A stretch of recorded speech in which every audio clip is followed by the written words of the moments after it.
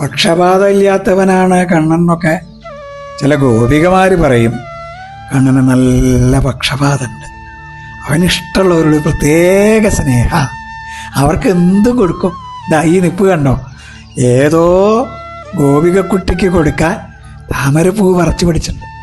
അത് പുറകിൽ ഒളിച്ചു വെച്ചേക്കുക, ആർക്കും അങ്ങനെ കൊടുക്കില്ലാന്ന്. ആ കള്ളച്ചിരി കണ്ടോ, ആ മുഖത്തേക്കൊന്ന് നോക്കൂ. ആരാണോ ആ ഗോപിക?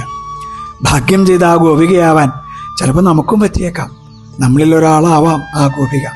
കണ്ണനെ സ്നേഹിക്കൂ, കണ്ണനെ പൂജിക്കൂ, ഉള്ളതെല്ലാം കണ്ണന് കൊടുക്കൂ. എൻ്റെ കണ്ണൻ മാത്രമേ ഉള്ളൂ എന്ന് പറഞ്ഞാൽ പോരാ, അത് കാട്ടിക്കൊടുക്കണം. അങ്ങനെ കണ്ണൻ മാത്രമേ എനിക്കുള്ളൂ എന്നങ്ങോട്ട് ഉറപ്പിച്ചാൽ അവനുള്ളതാണ് കണ്ണൻ. ഗീതയിൽ പറയുന്നുണ്ടല്ലോ, ആരാണോ എന്നെ പരിപൂർണമായി എന്നിൽ സമർപ്പിച്ചു വാസിക്കണ അവൻ്റെ കൂടെയാണ് ഞാൻ. ആ താമരപ്പൂവ് എനിക്ക് വേണ്ടിയാവണേ എന്ന് പ്രാർത്ഥിക്കൂ, നമസ്കരിക്കൂ, അവനെല്ലാം സമർപ്പിക്കൂ. ആ താമരപ്പൂക്കൾ നിങ്ങൾക്കുള്ളതാവട്ടെ. കൃഷ്ണ ഗുരുവായൂരപ്പ.